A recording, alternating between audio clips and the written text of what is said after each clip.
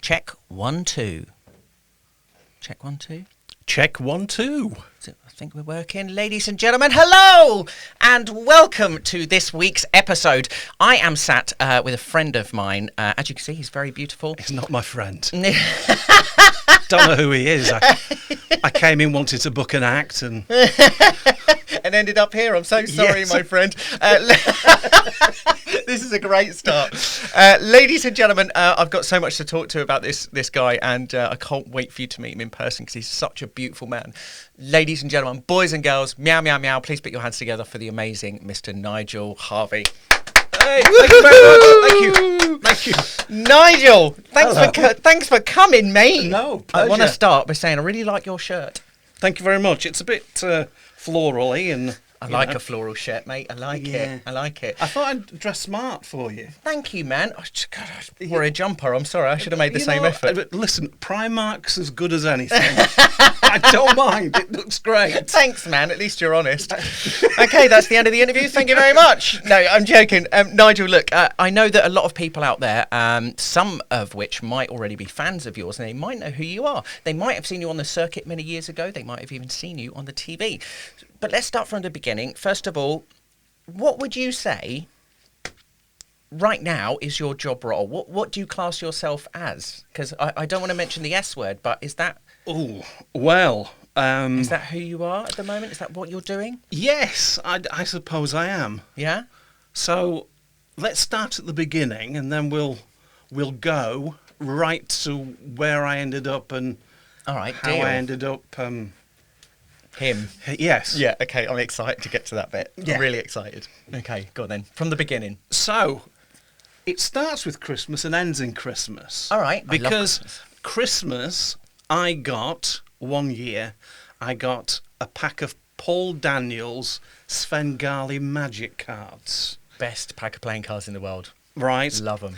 And it was a present from my brother John, and because I love Paul Daniels, he was Mr. Saturday Night, and I wanted to become a magician, so this was the first proper thing. Wow. You see, because I was a magician first. Were you? I Yes. didn't know that. Yes, I had all the Paul Daniels sets and everything, and when I used to do children's parties, there were magic shows. Right, okay. And then when I got to 10, the biggest star on TV was Keith Harrison Orville.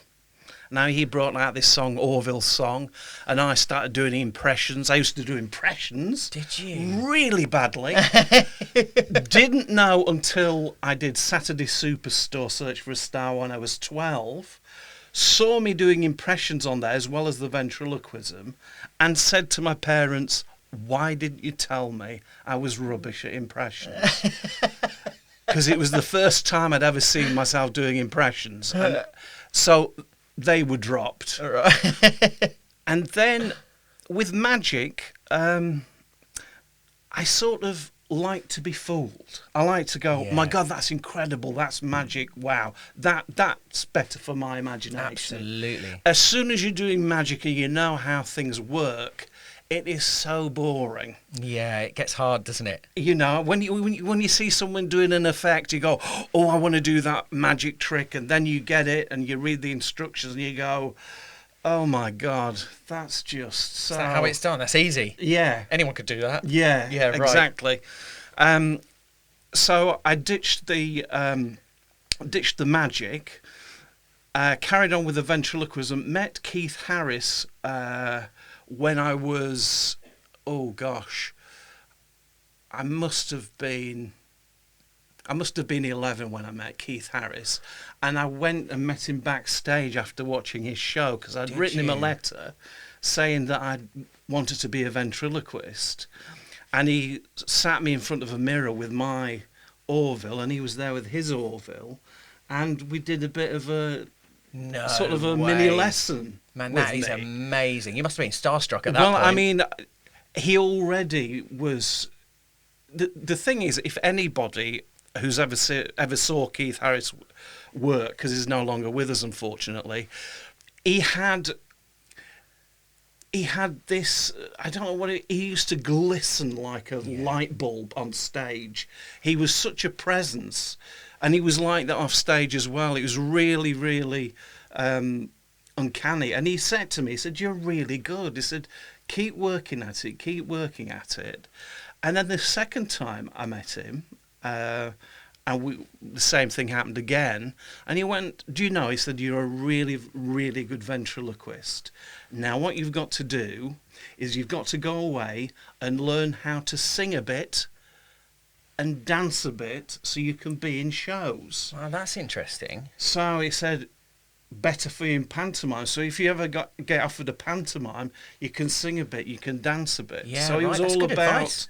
Oh, he was terrific. I mean, Did you ever see his? Because I know that he had two shows, didn't he? He had like his Yes. family show, but he also had an adult show, didn't he? I never saw his adult show. That was one. So it was one of the funniest shows I've ever seen. Brilliant. Because when you see a ventriloquist, like most of the time, your brain goes straight to family entertainment. That's what Yeah. you think of. But when he got on stage, when he started swearing, and that duck said some of the most crudest things, it was a breath of fresh air. It was amazing. Yeah. He was ever evolving, Keith Harris, wasn't he? Yeah, I loved him, and he was such a super guy. Oh, I can't believe you met him. That's amazing. Yeah, and I also met him when I was the other guy that I'm doing now, Yeah. which I'll talk about in a bit.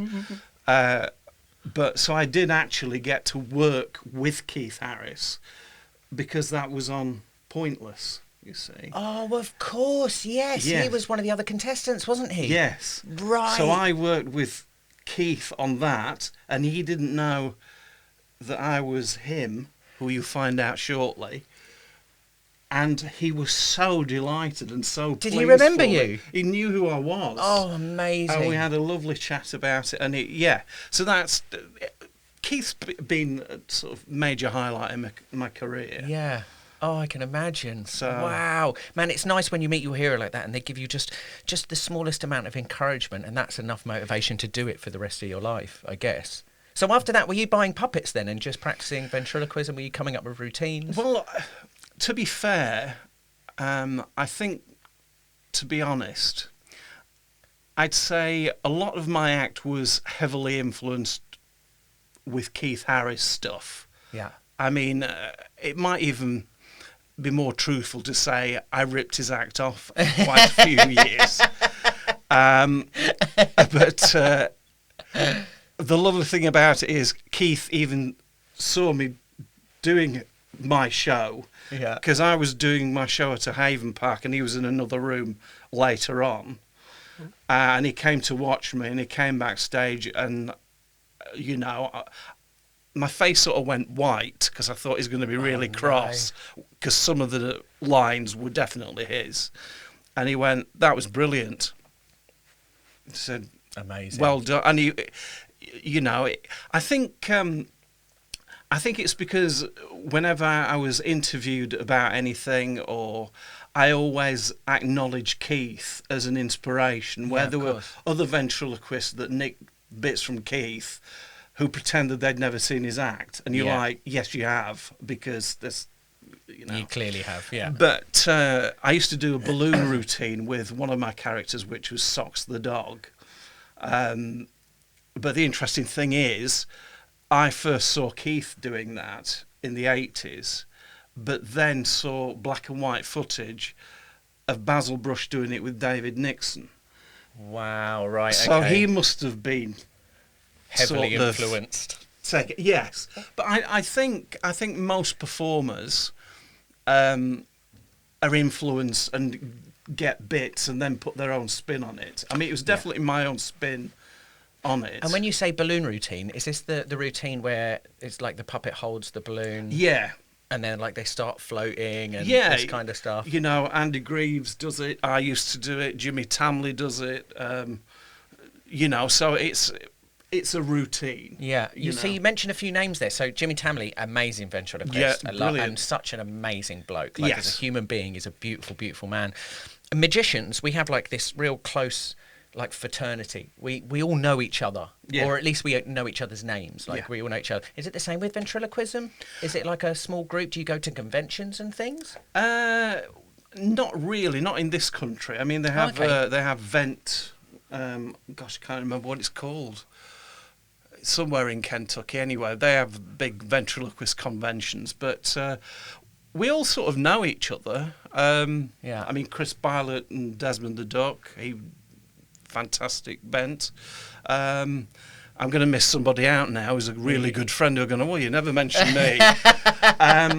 But Steve Hewlett I know really well. He's a really good mate. Yeah. They're all nice. Yeah. They're all really gentle, nice people, you know. But I find most genuine people in this business are. I don't know what you think. Yeah, absolutely. I think the show business is cutthroat. It's the people that organise the shows and people that run the companies that, you know, I have a lot of problems with.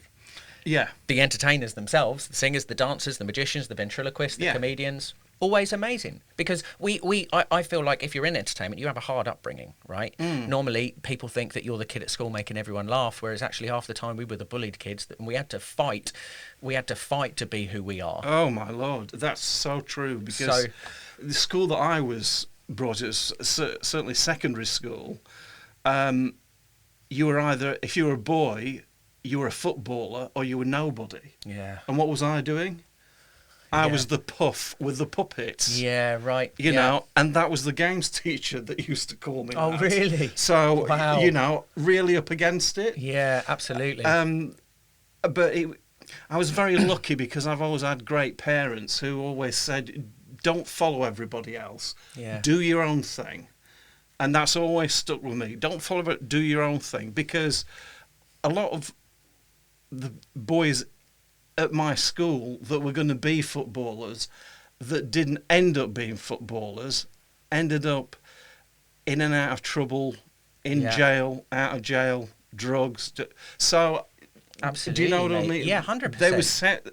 They were set up to fail. Yeah. Because they were all fed this dream, you're all going to be top footballers, and they weren't. Yeah. And anybody that was a bit different were going to be the failures, and we all did really well. Of course, those kids at school that think they own the place, they own that schoolyard, and they bully all the younger kids. Those kids, I always feel sorry for them because I look at them and I think, you know, they grow up to be nothing. I'm sorry, but it's true because they think they've got it made because they're a bit angry at school when they're younger, and they never have to fight for their own path. And so when they leave school, they go, damn it, what am I going to do now? It's the people like us, it's the underdogs, the kids that have a passion, that are encouraged by their parents to, you know, to follow their dreams.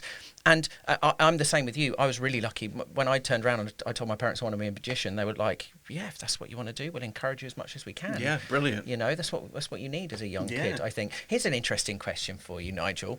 If you could, and I know we haven't got to the end of your story yet, but I find this question really interesting. Knowing what you know now, if you could go back in time to meet yourself when you were a kid, what age would you go back to, and what advice would you give yourself? Oh, it's a good one, huh? That is a good one. I'd probably go back and see myself when I was 12, when I did my first TV appearance. You did your first TV appearance at 12? Yes, I did this Search for a Star on Saturday Superstore when I was 12. Wow. And you've got to bear in mind, at that point in time, I was being bullied so much because I was on TV as well. Really? That didn't change things for you? No, not at all. It made things worse. Oh, man. And I was playing truant from school because of the bullying. And I was in trouble with the school. You know, so everything was going right but going wrong. Yeah.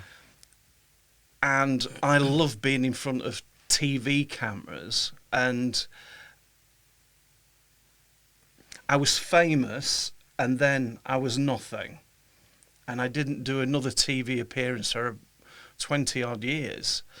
And I'd like to tell my younger self, don't worry, because you'll build it up. You'll build it up again. Don't worry. Yeah. This dream of yours to do what you want to do will happen. Just chill. Because after I'd done that, the 20 odd years of trying to get back onto TV when they weren't really having my sort of thing on TV anyway, I felt like a failure. Yeah. And it's only with recent things and not doing ventriloquism that I got into TV, which is just bizarre. Yeah, it's mad, isn't it? When you're younger, everything means so much. Yeah. I remember being at school, and you have posters on your wall of Spice Girls and Take That and all these bands, and when they break up, all the girls are crying because it's like the end of the world is coming. Like, everything means so much more when you're younger. Yeah. And I think that's really good advice. Don't worry so much. Enjoy, just enjoy your life as you've got it now, and just. And it's really odd because I did love my career and I've had a terrific career so far. It was just my childhood. Yeah. That until I started doing drama and had another outlet, because I went to college. When I was at school. We had this thing called Technical and Vocational Education Initiative. Oh yeah. That's Yes, very posh. Yeah, exactly. No idea what that is. Well, basically, it meant that a whole day you went out of the school somewhere else to do something that was vocational. Right. Oh, wow. So I went. There was the Electric Theatre Studios in Barnsley, which was where I went on to do theatre studies. I went there, I think, from 14. So I went there a day and a half a week and met people that were all drama or dancers or singers who all wanted to be in show business. Yeah. So all of a sudden, I've got all these friends at school, I've got all these people that exist at school in my space.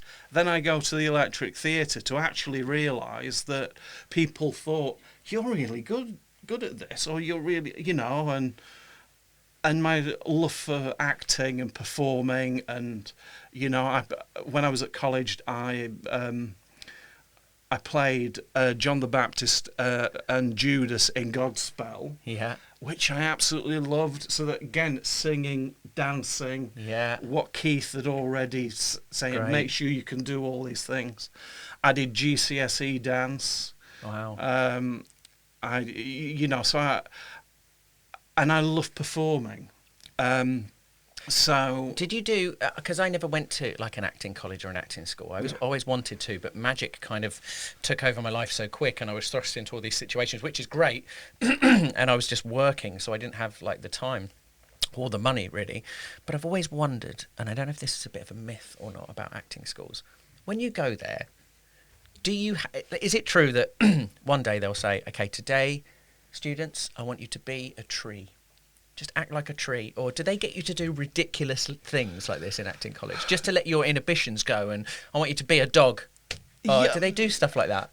They do, but it's more it's more when you've got a group of people and you've all got to intertwine and become something. Right, okay. So, which is breaking down barriers of, so you might have someone's face there or a leg there, or it was all about, losing all inhibitions. There's nothing. I mean, it sounds dodgy now I'm saying that out loud, to be fair. I think it sounds like great. a party. Sounds great. But it was because one of the productions we did was about the Jewish Holocaust. So really heavy stuff, and we got to perform it on the Olivier for one night. That's amazing. Part of the Lloyd's Bank National Theatre Challenge. So there was one segment in there where we were all led into gas chambers and then had to clamber on top of one another and all sort of slowly die in this very graphic, horrible montage. Wow. Which is, when you've already done the exercises of intertwine yourself and make yourself into whatever. Yeah. Yeah, I guess when you're a kid, it's harder to get close to other kids, isn't it? Yeah. Especially in that kind of environment. Yeah, and it just didn't. It wasn't awkward. Yeah, I mean, I had made terrific friends at the Electric Theatre, who I'm still friends with now. And you have done some like things on TV, some acting, haven't you? I had a look. I did do a little research of you, Nigel. Yes. And I did find a couple of things of you. Yes, I've done bits, but they've never really gone on to anything bigger. I've done quite a few short films, and some short films which were almost like a teaser of what the big film was going to be, and then we didn't get funding for the film, so it didn't happen. But that's the movie industry all over, isn't it? Yeah, it's very tricky. But so yeah, from auditioning at Lambda and RADA and being told to go away and get some experience, I had to earn money, so I carried on doing the ventriloquism, did the holiday park circuit. Loved that, absolutely loved it. It's a different ball game, isn't it? Being on a live stage in comparison to being on a camera. Like the buzz you get is infinitely bigger. I feel like, don't get me wrong, like when you do a TV show or a movie, you create this huge family with the cast and crew, and it's great fun, and I love it. But then you have to wait for years until it comes out, and then you hope people are going to see it, and then you hope people are like it, and you just want some affirmation. But when you're on stage, you get it there and then. You know if they're liking it because they'll tell you. Yeah. You can't hear it when it gets shown on TV. You don't know what they're saying about it. No. It's a huge buzz. Yeah. Do you miss it? I miss the people. Yeah. I don't miss the performing. No? Oh, really? No, I don't miss the performing. Okay, that's interesting. I used to, when I was doing the holiday parks, I used to enjoy meeting up with the Haven mates or the Stripies or whatever they were called at that particular time. As much as doing the show itself. I think with my act, I manufactured an act that was perfect for a holiday park environment, but I couldn't do that act in a theatre, and I couldn't do it on a cruise. So I sort of, my creative juices just switched off. So it was just basically going on stage, earning money, and fortunately, while I was doing the act, it was very popular, and I was doing very well with it, and sort of finished with the act when, I used to love the fortnight circuits because you'd be at the same venue every 2 weeks. Yeah, right. Then we got owners that came in that bought all these caravan. Yeah, they live there, don't they? Basically, yeah. Yeah. And so they don't want to see the same act every 2 weeks. So then you've got to go all the way around the UK doing the holiday parks, but there's never a pattern. It's always Scotland, Cornwall, Yarmouth. You're like, whoa. It's a lot of driving. Yeah. Yeah. So your career isn't that you're an act. Your career is that you're a driver. Yeah. You might as well be delivering something. Yeah. Because most of the time is spent in the car. Yeah, 8 hours driving just for a 1 hour show.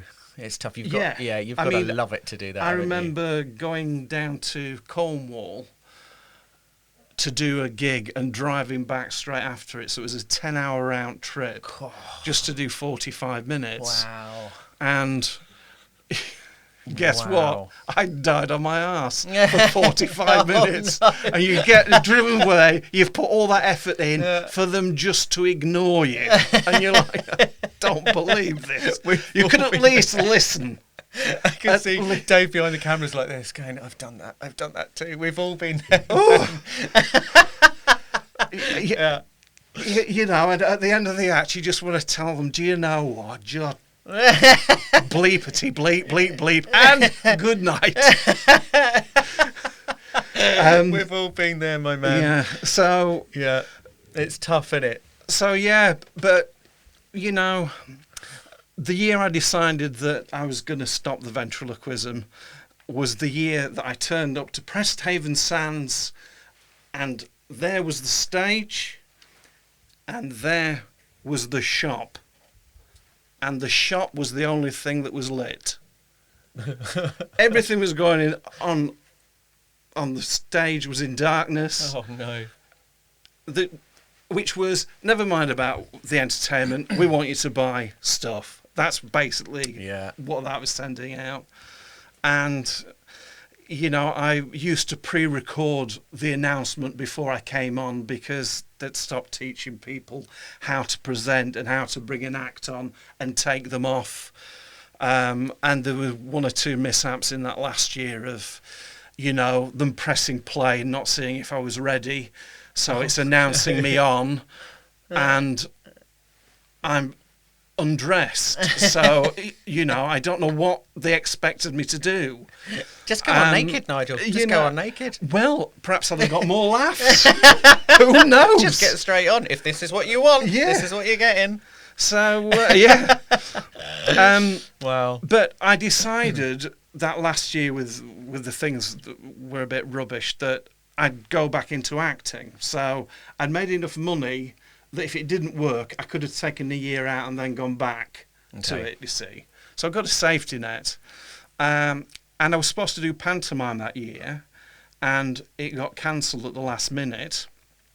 So it was the first time since I was 18 that I got nothing in the book. And a friend of mine said, look, I help Santa out sometimes doing some of his appearances, and he's looking for another person to help him out. Are you interested? I said, well, I'd be very honoured to help Santa out, you know, because, you know, he does sometimes need a bit of help. Of course he does. He's a busy guy. Yeah, and so I started doing that, and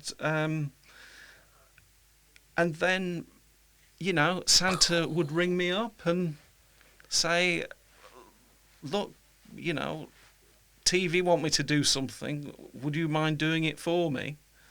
And there we are. And so now, I guess you are classed as the one and only, really, celebrity Santa. Well, you could say that. You may say that. I couldn't possibly comment. Okay, well, I will comment for you. So I know that that your Santa, because Santa's obviously is very busy, has appeared on obviously some of the biggest TV shows known to man. Let's be honest. You've done all of the morning shows. You've done This Morning, Good Morning Britain. You've done dancing. Strictly Come Dancing. Yeah. You've done Judge Rinder. Is Yes. that right? That's right, yes. Pointless. Yes. You've done a few of like the shopping channels. You've done you've done it all. Yes.